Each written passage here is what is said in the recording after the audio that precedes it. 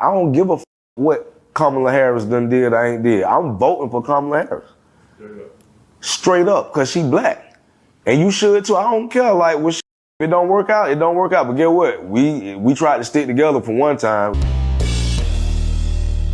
How's everybody doing? My name is Anthony Brian Logan, and today we got to talk about the rapper known as Lil Scrappy saying, hey, if you are not voting for Kamala and you want to vote for Donald Trump, you're just voting against yourself if you're a black person, because after all, Kamala Harris, she's black, right? And Donald Trump wants to give officers total immunity so they could do whatever they want to you whenever they want. They could just wipe you out and get away with it. Now, there's quite a few things wrong with what he said already. And the point in this video right now is to address those issues and bring forth the reality.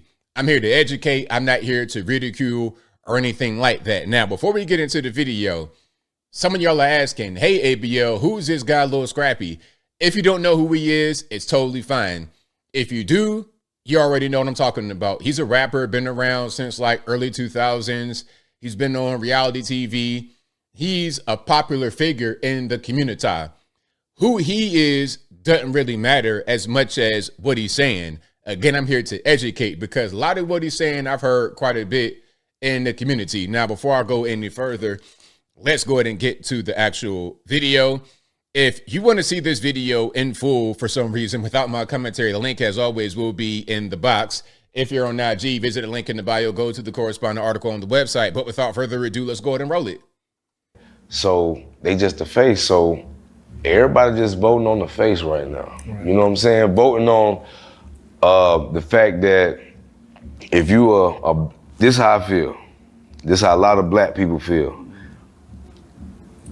A lot of other black people feel differently, and I don't know where these black people come from. So maybe he's talking about me. Maybe I'm the different kind of black person. And again, this is the reason why I'm doing this video, because what he said so far is true. A lot of black people feel the way that he feels. A lot of us. I don't know what's the percentage, 80%, 70%, I don't know. But again, I'm here to educate. You feel me? But this is where I come from. I come from the fact that if there's a man, if you got kids in this world, if you got family in this world, like teenagers, kids that are growing up, that's your niece, nephews, cousins, relatives, friends of yours, kids, your kids, any grown men, whatever.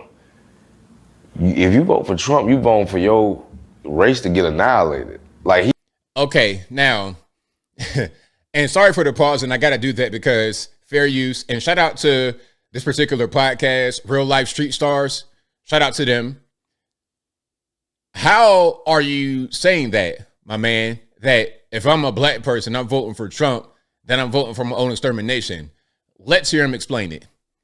He already ready to give police total immunity, you know what I'm saying, to take us out. Now, this is what I really wanted to address, the whole immunity thing. Most of us, and I would probably say a lot of American citizens, don't know what qualified immunity actually is. And I saw this same thing when Byron Donald, shout out to him, when he went to the Breakfast Club and they were asking about that, qualified immunity. What is that? Great question, glad you asked. If a police officer arrests someone, and let's say during their arrest, the person falls, trips, hurts their finger, twists their ankle, or something, whatever it is, the person may want to sue the officer directly. Qualified immunity prevents that from happening.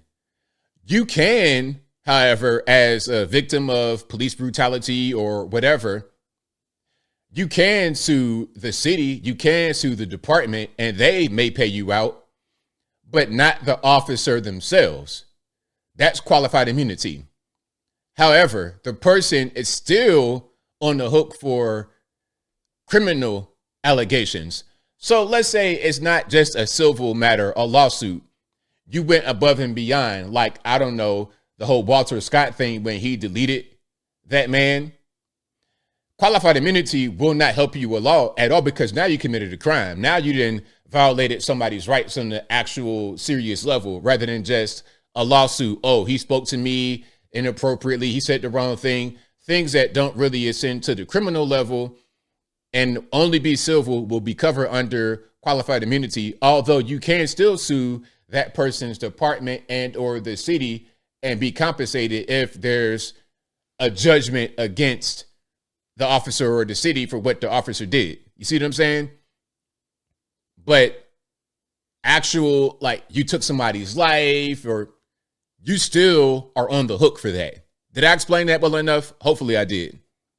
You know what I'm saying? Like, they're not going around killing white people. Right. When they see white people, they are comfortable. They're great. They're calm. They're not afraid of anything. When they see other races, they're cool. They're calm.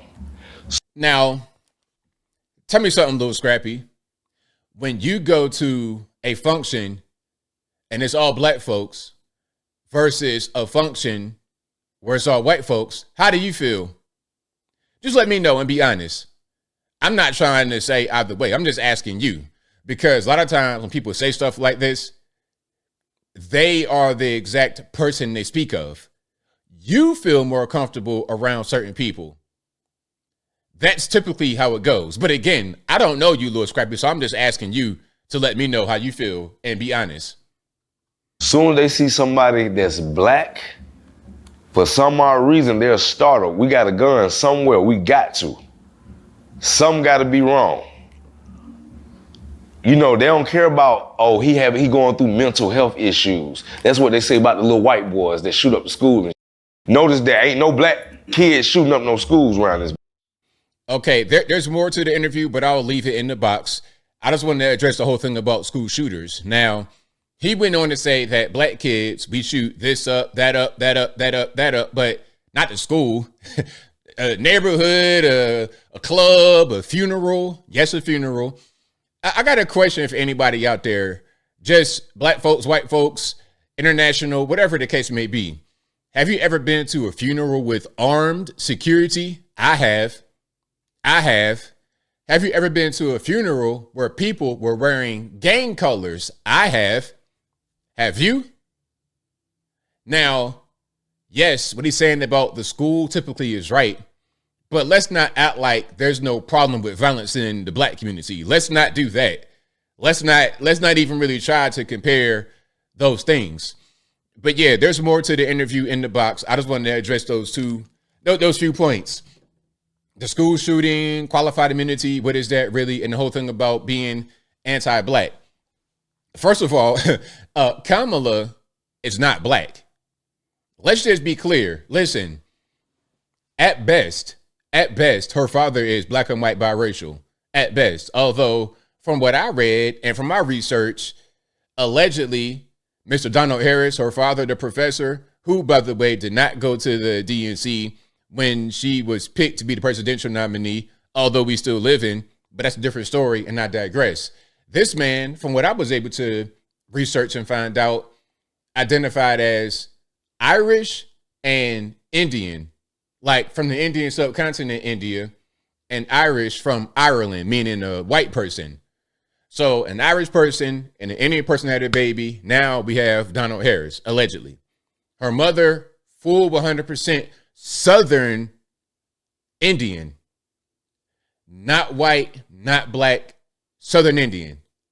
So at best you have a 50% black person with a 100% Indian person. How do you get a black person from that? How does that really work? And in reality, there's probably zero black in her blood, period. So what does her race got to do with me wanting to vote for her? Even if she is black, why will that help me? He's talking about he don't really care. He don't really care too much about the outcome. It's like, whatever, man. We're just going to vote for her. We're just going to roll out. We're going to ride out. I think that is an irresponsible way to behave. But as I close, I want to say this. Shout out to everybody who's going to vote for Donald Trump, regardless of what color he is. Orange, white, blue, green. I don't really care what color the man is. Can you get the job done? That's my main thing.